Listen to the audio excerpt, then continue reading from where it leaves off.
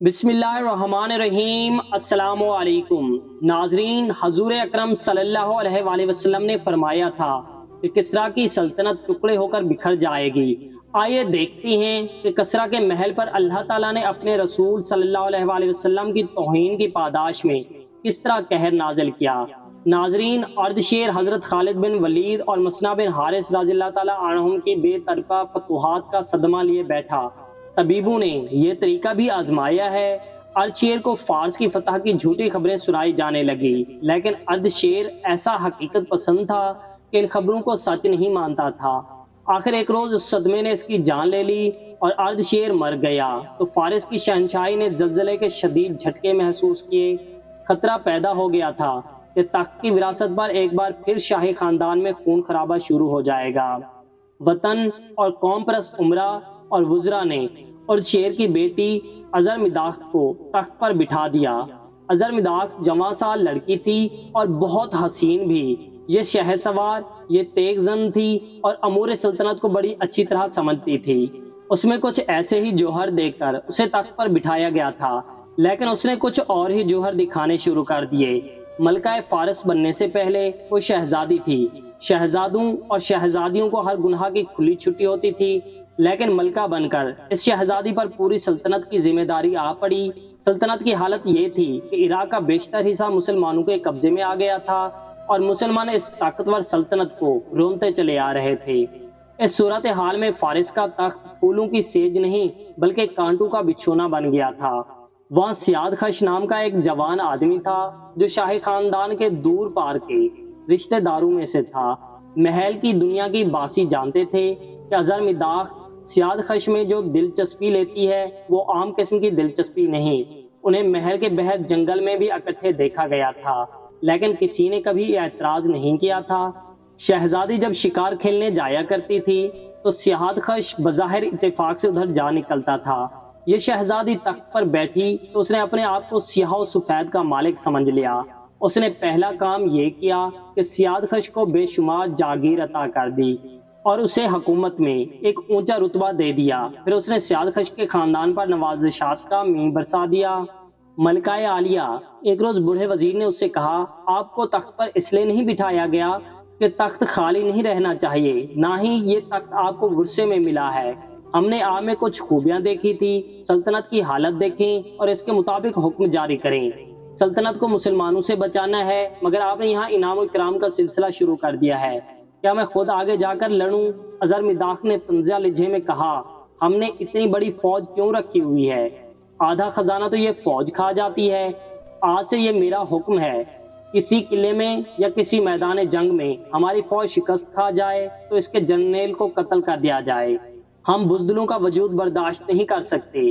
ملکہ عالیہ، وزیر نے کہا، اگر ہم شکست کھانے کے جرم میں جرنیلوں کو سزائے موت دینے لگتے تو اس وقت تک ہم آدھے سے زیادہ جرنیلوں سے محروم ہو چکے ہوتے۔ ملکہ عالیہ، جنگ ایک کی جیت اور دوسرے کے ہار پر ختم ہوا کرتی ہے۔ ایک بار ہارا ہوا جرنیل ہر بار ہارا نہیں کرتا۔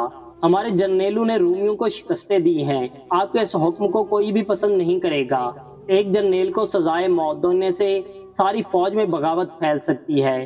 آپ جنگ کی صورتحال کو سمجھنے کی کوشش کریں، آپ وزیر ہیں۔ ازرمداخت نے کہا، جنگ کی صورتحال پر آپ نظر رکھیں اور جو فیصلہ آپ سے نہیں ہو سکتا وہ مجھ سے کروائیں۔ ناظرین، ادھر مسلمان بڑھے آ رہے تھے، ادھر ازرمداخت سیاد خش کے ساتھ عشق و محبت کا کھیل کھیل رہی تھی۔ وہ جوانی کے جذبات سے سرشار، ضیافتوں اور شکار کی رسیاں ہوتی چلی گئی۔ سیاد خش کو اس نے اتنا اونچا رتبہ دے دیا تھا کہ وہ الٹے پلٹے حکم جاری کرنے لگا۔ ایک رات ملکہ عالیہ اکیلی باہر نکل گئی۔ اس کے محافظ دستے کے کمانڈر نے وزیر کے گھر جا کر اسے بتایا کہ وہ ملکہ عالیہ کی حفاظت کی ذمہ داری نہیں لے سکتا، وہ اکیلی باہر چلی گئی ہے۔ وزیر گھر سے نکلا، اس نے شاہی خاندان کے 2-3 آدمیوں کو ساتھ لیا اور اس طرف چلا گیا جس طرف ملکہ عالیہ گئی تھی۔ محل کے قریب ہی ایک بڑی خوبصورت ہری بھری جگہ تھی، گھاس مخمل جیسی ملائم تھی، چاندنی بڑی شفاف تھی۔ تھوڑی ہی دور سے نسوانی کہکے سنائی دینے لگے۔ وزیر اور اس کے ساتھی دبے پاؤں جھاڑ پات اور درختوں کی اوٹ میں آ گئے۔ انہوں نے ملکہ عالیہ اور سیاد خش کو فحش حرکات کرتے دیکھا۔ ان سب نے آگے بڑھ کر انہیں گھیرے میں لے لیا۔ یہ کیا بدتمیزی ہے؟ اظہر مداح نے ان سب کو ڈانٹتے ہوئے کہا، تمہیں ملکہ عالیہ کی تنہائی میں مخل ہونے کی جرت کیسے ہوئی ہے؟ اس وقت سے تم ملکہ نہیں ہو، شاہی خاندان کے ایک فرد نے کہا۔ ادھر سلطنت ہاتھ سے نکلی جا رہی ہے، ادھر تم بدکاری میں مگن ہو۔ واپس چلو، اگر میں تمہارا حکم نہ مانوں تو تمہارے ساتھ تمہاری تنہائی کے ساتھی سیاد خش کو بھی قید میں ڈال دیا جائے گا۔ وزیر نے کہا، خاموشی سے تخت سے دستبردار ہو جاؤ، ورنہ تم دونوں کا انجام بہت برا ہوگا۔ سیاد خش وہاں سے کھسک گیا اور اظہر مداح ان سب کے ساتھ چل پڑی۔ اگلے روز اس خاندان کے ایک اور فرد شاہپور کو تخت پر بٹھا دیا گیا۔ شاہپور کو پہلے بھی تخت پر بٹھایا جا سکتا تھا، لیکن وہ آگے جا کر لڑنا چاہتا تھا۔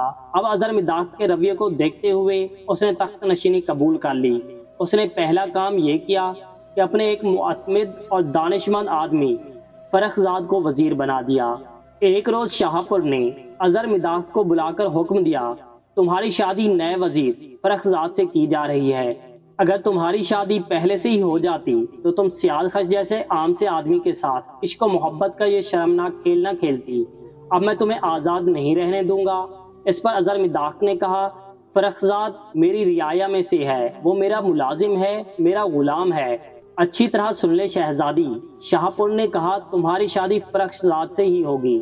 حکم عدولی کی جرت تمہیں بڑے بھیانک انجام کو پہنچائے گی۔ 2-4 دنوں بعد اظہر مداح کو فرخزاد کے ساتھ بیاہ دیا گیا۔ فرخزاد کوئی جوان آدمی نہیں تھا، اس کی عمر 60 سال سے کچھ کم تھی اور وہ تاریخ کے ایک مشہور جنگجو جنرل رستم کا باپ تھا۔ شادی کی پہلی رات فرخزاد اجلاء عروسی میں داخل ہوا اور اظہر مداح کی طرف بڑھا جو دلہن بنی بیٹھی تھی۔ میرے قریب نہ آنا، اظہر مداح نے اسے کہا، جہاں کھڑے ہو وہیں کھڑے رہو۔ کیا تم ابھی تک اپنے آپ کو ملکہ سمجھ رہی ہو؟ فرخزاد نے کہا، کم عقل لڑکی، آج سے تم میری بیوی ہو۔ فرخزاد آگے بڑھ ہی رہا تھا کہ کمرے کے اندر سے ہی سیاد خش جو کہیں چھپا ہوا تھا وہ عقب سے دبے پاؤں آیا اور فرخزاد کو کمر سے دبوچ لیا، پھر اسے اٹھا کر پلنگ پر پھینکا۔ سیاد خش اور اظہر مداح نے فرخزاد کو پیٹ کے بل کر کے ایک تکیہ اس کے منہ پر رکھ کر اوپر سے دبا لیا۔ فرخزاد بڑھاپے میں داخل ہو چکا تھا، سیاد خش ابھی جوانی کی عمر میں تھا۔ فرخزاد سانس رکنے سے تڑپا اور کچھ دیر تڑپ تڑپ کے بے حس ہو گیا۔ سیاد خش وہاں سے چلا گیا اور اظہر مداح نے شاہپور کو اطلاع بھجوائی کہ فرخزاد اجلاء عروسی میں مر گیا ہے۔ محل میں ہنگامہ بپا ہو گیا۔ شاہپور کے پیچھے طبیب دور سے آئے۔ اس دور میں اس قسم کی موت کا سبب معلوم کرنے کا کوئی ذریعہ نہیں تھا۔ طبیبوں نے کہا کہ فرخزاد حرکت قلب اچانک بند ہونے سے مرا ہے۔ 2 ہی دنوں بعد فارس کا بادشاہ شاہپور بھی اس طرح پراسرار موت کا شکار ہو گیا اور اظہر مداح نے اپنی تخت نشینی کا اعلان کر دیا، اور اس نے یہ اعلان بھی کیا کہ تخت کا کوئی وارث سامنے آئے گا تو وہ شاہپور جیسے انجام کو پہنچے گا۔ تب یہ شک ابھرا کہ شاہپور کو قتل کیا گیا تھا۔ اظہر مداح نے سیاد خش کو وزیر سے بھی اونچا رتبہ دے دیا۔ مدائن فارس کا دارالحکومت تھا۔ چند دنوں میں مدائن کی فوج صرف مدائن کی ہی ہو کر رہ گئی۔ اس میں ہزارہ عیسائیوں کی جبری بھرتی کے ذریعے اضافہ کر لیا گیا۔ ناظرین، اگلی ویڈیو میں ہم آپ کو بتائیں گے کہ کیسے اور کس نے اظہر مداح کی آنکھیں نکال کر اسے جلا وطن کیا، اظہر مداح کی بہن کو کس نے ملکہ بنایا اور مشہور جنرل رستم کو کس نے تمام افواج کا کمانڈر ان چیف بنایا۔ اس کہانی کو مکمل سننے کے لیے ہمارے چینل کو بھی سبسکرائب کر لیں اور بیل آئیکن بھی دبا دیں تاکہ ہمارے آنے والی ہر نئی ویڈیو کا نوٹیفیکیشن آپ لوگوں تک سب سے پہلے پہنچ سکا کرے۔